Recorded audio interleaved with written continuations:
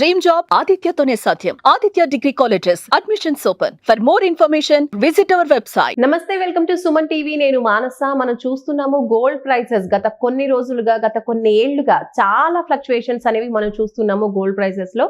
కొన్ని జాతీయ అంతర్జాతీయ పరిస్థితుల నేపథ్యంలో గోల్డ్ ప్రైసెస్ మనకి ఎక్కువగా పెరగడమే కనిపిస్తోంది, కానీ తగ్గడం అనేది చాలా తక్కువ కేసెస్ లో మనం చూస్తున్నాం. మరి ఈ తరుణంలో ఇప్పుడు చూసుకున్నట్లయితే ఒక గత వారం రోజులుగా గోల్డ్ ప్రైస్ అనేవి కొంచెంగా తగ్గుతూ ఉండింది. ఏదైతే 90,000 దాటిన గోల్డ్ ప్రైస్ కాస్త గత వారం రోజుల్లో కొంచెం తగ్గుతూ 89,000 కూడా చేరుకున్నటువంటి పరిస్థితిని మనం చూసాము. అయితే సడన్ గా మళ్ళీ 2 రోజుల్లో నిన్నే మనం చూసుకున్నట్లయితే ఒక 2,000 రూపాయలు అనేది పెరిగింది 10 గ్రాముల బంగారం ధర. ఇప్పుడు హైదరాబాద్ లో చూసుకున్నట్లయితే మనకి సడన్ గా 93,000 చేరుకుంది 10 గ్రాముల బంగారం ధర. మరి ఈ నేపథ్యంలో ఇప్పుడు అక్షయ తృతీయ కూడా రాబోతోంది. ఈ పరిస్థితుల్లో గోల్డ్ ప్రైస్ ఇంకా పెరిగే అవకాశం ఉందా, తగ్గుతుందా? అసలు సామాన్యులు గోల్డ్ కొనే పరిస్థితులు ఇప్పుడు మనకు చూస్తున్నట్లయితే కనుక అసలు కొనే పరిస్థితి లేదు. మరి ఈ తరుణంలో అసలు గోల్డ్ ప్రైసెస్ గురించి డిస్కస్ చేయడానికి మనతో పాటు ఉన్నారు జీవీఆర్ శాస్త్రి గారు, ఫైనాన్షియల్ ఎక్స్పర్ట్. వారితో మనం మాట్లాడదాం, గోల్డ్ ప్రైసెస్ గురించి తెలుసుకుందాం. శాస్త్రి గారు నమస్తే అండి. సార్, మనం చూసినట్లయితే ఇప్పుడు గోల్డ్ ప్రైసెస్ అనేవి పెరుగుతున్నటువంటి తరుణంలో గత లాస్ట్ వీక్ అనేది కొంచెం ఊరటనిచ్చిందనే చెప్పుకోవచ్చు. కొంచెం తగ్గుతూ వచ్చినాయి ప్రైసెస్. అయితే ఇప్పుడు మళ్ళీ సడన్ గా 93,000 దాటేసింది 10 గ్రాముల బంగారం ధర హైదరాబాద్ లో. సో యాజ్ అన్ ఎక్స్పర్ట్ మీరు ఏం చెప్తారు? ఇప్పుడు మనం కొన్ని వీడియోస్ లో కూడా చూస్తున్నాము, సడన్ గా 56,000 కూడా కావచ్చు, వెయిట్ చేయండి, ఇప్పుడే కొనకండి అని కొంతమంది చెప్తున్నారు. అంత డ్రాస్టిక్ గా గోల్డ్ ప్రైస్ లో చేంజ్ మనం చూడొచ్చు అంటారా ఇప్పుడు కొన్ని రోజుల్లో? మన దేశానికి చూసుకుంటే కనుక గ్లోబల్ ట్రెండ్స్ ఎలా ఉన్నాయి, రూపీ డాలర్ కి మన మధ్య ఎలా ఉంది, డొమెస్టిక్ డిమాండ్ ఎలా ఉంది, సెంట్రల్ బ్యాంక్ ఏ రకంగా కొనుగోలు చేస్తుంది, మార్కెట్ సెంటిమెంట్ ఎలా ఉంది, ఈ 5 అంశాల మీద గోల్డ్ రేటు. ఓకే, ఇంటర్నేషనల్ లో అది సెంటిమెంట్ కాదు, వాళ్ళకి ఏంటంటే కంటింజెన్సీ ఫండ్. అది వాళ్ళు ఎక్కడైనా సరే, ఇప్పుడు మన భారతదేశం అయినా సరే, ఎక్కడైనా ఇబ్బంది వస్తే ముందు గోల్డ్ ను ఉపయోగిస్తాం. మన భారతదేశంలో రిజర్వ్ బ్యాంక్ గోల్డ్ ఉంటుంది. ఎందుకు ఉంటుందంటే కరెన్సీని ప్రింట్ చేయడానికి. మన కరెన్సీని ప్రింట్ చేయాలంటే 115:85 అనే, అంటే 115% విదేశీ మారక ద్రవ్య నిధులైనా ఉండాలి, ప్లస్ 85% గోల్డ్ ఉండాలి. ఈ రెండింటికి ఈక్వలెంట్ క్యాష్ మనం ముద్రించుకుంటాం. అంటే ఆ క్యాష్ ని ఇష్టం వచ్చినట్టు ముద్రించారు. 500 నోట్లు అవన్నీ వస్తాయి చూస్తారు. అందుకే అంటారు, మీరు ఈ 500 నోట్లు చల్లకపోతే నాకు తిరిగి ఇచ్చేయండి, నేను ఈక్వలెంట్ మీకు ఇస్తానని చెప్పి రిజర్వ్ బ్యాంక్ గవర్నర్ మీకు రాస్తాడు, అందులో సంతకం పెడతాడు. అంటే దాని అర్థం ఏంటి? మీరు ఎప్పుడు అంటే దానికి ఈ విలువ ఇక్కడ ఈ దగ్గర ఉన్నప్పుడే ఆ విలువ తగ్గట్టు నోట్లు ఇష్యూ చేస్తాడు. సో ఆ రకంగా సెంట్రల్ బ్యాంక్ కొనుగోలు చేసిన, లేదా గ్లోబల్ ట్రెండ్స్ లో ఎలా ఉంది ఇప్పుడు అంటే వాళ్ళు ఎందుకు రేట్లు పెరుగుతాయని మనం అనుకోవచ్చు. అంటే ఇప్పుడు ఎప్పుడైతే ఈ టారిఫ్స్ వేసి మొత్తం అన్సర్టనిటీ అక్రాస్ వరల్డ్ లో తీసుకొచ్చాడు ఆయన ఏంటంటే అందరూ ట్రేడ్ సర్ప్లస్ అన్ని ట్రేడ్ డెఫిసిట్లు అయిపోయింది. ట్రేడ్ డెఫిసిట్లు అయిపోతే ఈ యూరోపియన్ డిఫైన్డ్ ఎకానమీస్ వీళ్ళ దగ్గర వ్యయం ఎక్కువైపోతుంది. వాళ్ళకి వ్యయం ఎక్కువైపోతే అది ప్రజల మీద వేయకుండా వాళ్ళు ఏం చేస్తారంటే కాంటింజెన్సీ ఫండ్స్ కోసం వాళ్ళ దగ్గర ఉన్న గోల్డ్ రిజర్వ్స్ ని బయటికి తీసేస్తారు. ఆ బయటికి తీసి మార్కెట్ లో, అది ఓపెన్ మార్కెట్ లోకి అలౌ చేస్తారు. ఎప్పుడైతే గోల్డ్ బయటకు ఓపెన్ మార్కెట్ లోకి సప్లై ఎలా వచ్చిందో అప్పుడు గోల్డ్ రేట్ తగ్గిపోతుంది, అంటే అది తక్కువ రేటుకి వెళ్తుంది. అప్పుడు ఆయన చేత ఏంటంటే మనకు కూడా తగ్గి వస్తుంది. సో మనకు ఇప్పుడున్న పరిస్థితులను బట్టి ఆయన నిన్న 90 రోజులు మారిటోరియం వేసిన మూలానే మళ్ళీ గోల్డ్ అంత ఈజీగా అంటే తగ్గిపోతుంది, 25,000 తగ్గిపోతున్నా, 30,000 తగ్గిపోతున్నా, అలాంటివి ఏమి జరగవు. అవి జరిగే పనులు కావు. ఏంటంటే ప్రైస్ ఫిక్సేషన్ అనేది ఇంటర్నేషనల్ ట్రెండ్స్, గ్లోబల్ ట్రెండ్స్ మీద ఆధారపడి ఉంటుంది. అది డొమెస్టిక్ మనకు వచ్చి ఎఫెక్ట్ గా రూపీ డాలర్ దగ్గర చూస్తాం. ఆ రూపీ డాలర్ దగ్గర మనం ఎంత వీక్ అయ్యే కొద్దీ దాని వాల్యూ పెరుగుతుంది, ఎంత స్ట్రాంగ్ అయ్యే కొద్దీ దాని వాల్యూ పెరుగుతుంది. ఆ రకంగా ఉంటుంది. కానీ ప్రస్తుతానికి అయితే అసలు ఆ ఐటమ్ మనం చూడవలసిన అవసరం లేదు. ఎందుకంటే డాలర్ విషయం చాలా ఎక్కువగా డాలర్ డామినేషన్ ఉంది. ప్రస్తుతానికి డాలర్ డామినేషన్ వెళ్తాం. ఎందుకంటే చైనా మీద 125% వాళ్ళు ట్యాక్స్ పట్టడంతో ఏమైందంటే ఒక్కసారిగా యూన్ తగ్గిపోయి ఎక్స్పోర్ట్స్ ఇంపోర్ట్స్ సెటిల్మెంట్లు అన్ని ఆగిపోయాయి.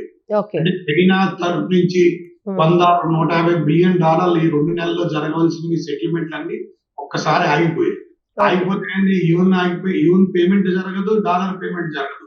ఒకసారి డాలర్ ఆగిపోయింది, వీళ్ళు తీసుకోరు. సో అలాంటప్పుడు మన డాలర్ సస్టైన్ అవుతుంది.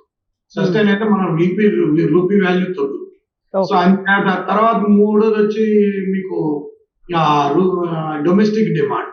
అంటే మామూలు డొమెస్టిక్ డిమాండ్ అంటే మన ఇండియాలో ఎప్పుడు తగ్గుతుందో రెడీగా కాసి కూర్చుంటారు. ఎందుకంటే మన సెంటిమెంట్ ప్రజలకు ఏంటంటే గోల్డ్ రూపంలో కొనుగోలు చేస్తారు. అది ఎప్పటి నుంచి కాదు కదా, మన అది one of the tradition and culture, rich culture and tradition. ఆ ట్రెడిషన్ లో ఒక భాగంతో మనం కొంటాం, అన్ని మన ఫెస్టివల్స్ కి వాటికి కొంటాం. కాబట్టి ఇట్ ఈస్ అ పార్ట్. అంటే మనం ఎంత ఖర్చు పెడితే దీనికి ఖర్చు పెడతాము, దీనికి కూడా ఖర్చు పెడతాము, ఒక మైండ్ సెట్ ఉంది మనకు. ఆ మైండ్ సెట్ కి ఉన్న డిమాండ్, దానికి డిమాండ్ అంటారు, domestic demand. So market sentiment అంటారు. మార్కెట్ సెంటిమెంట్ ఎలా ఉంది, ఏ రకంగా వెళ్తుంది, దాని మూమెంటం ఎలా ఉంది, అది ఫ్రీ ఫ్లోగా ఉందా లేదా, అదే చూసుకోవాల్సింది. అది గవర్నమెంట్ ఏం చేస్తుంది, ఆ సెంటిమెంట్ మీద అప్పుడు ట్యాక్స్లు ఇస్తుంది. 4%, 5%, 6% వేశారు గవర్నమెంట్ ఆఫ్ ఇండియా. సో దాని ద్వారా ఉంటుంది. సో అంచాది ఇవన్నీ లెక్క చూసుకుంటే వచ్చే 2-3 నెలల్లో ₹1,00,000, ఇప్పుడు 1,91,000, 92,000 ఉంది. ఇది నేను కూడా 1,15,000, 1,20,000 దాకా వెళ్తుంది.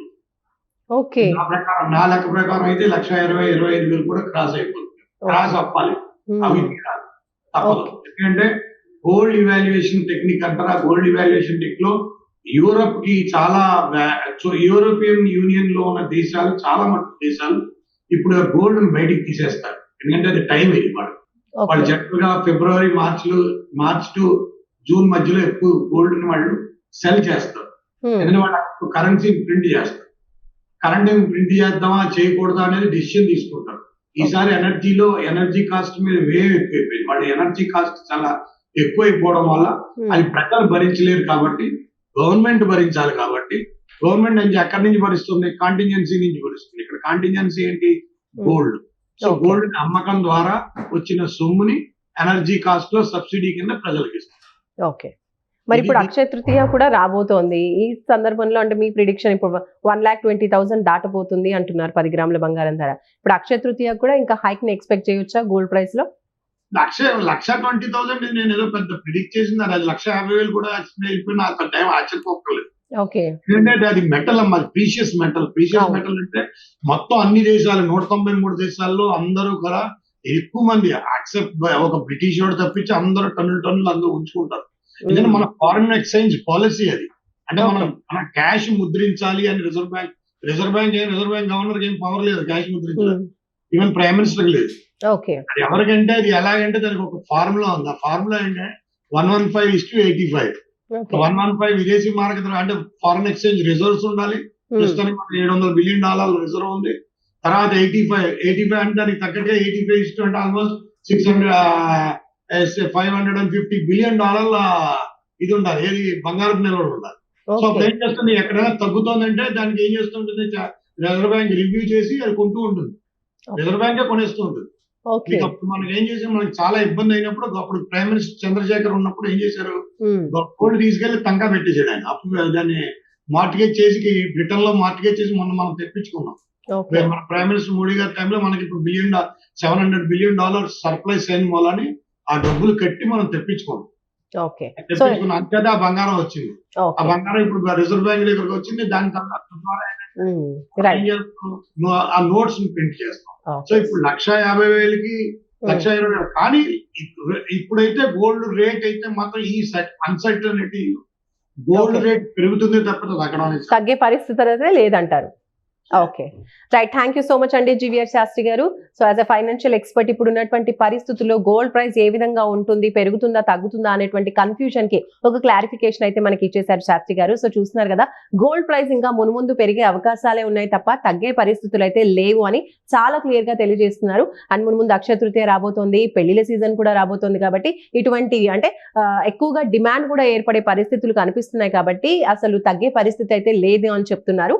ఇఫ్ అట్ ఆల్ ఎటువంటి పరిస్థితుల్లో కూడా తగ్గే పరిస్థితి అయితే లేదు, ఇంకా పెరిగే అవకాశం కూడా ఉంది. అయితే 1,20,000 నుంచి 1,50,000 10 గ్రాముల బంగారం ధర 1,50,000 వరకు చేరుకునే అవకాశం కూడా ఉందని చెప్పేసి మనకి శాస్త్రి గారు తెలియజేస్తున్నారు as a financial expert. So మరొక మంచి టాపిక్ తో మళ్ళీ కలుసుకుందాం. చూస్తూనే ఉండండి సుమన్ టీవీ. నమస్తే. సుమన్ టీవీలో మీ పర్సనల్ అండ్ బిజినెస్ ప్రమోషన్స్ కోసం కింది నెంబర్ కి కాంటాక్ట్ చేయండి.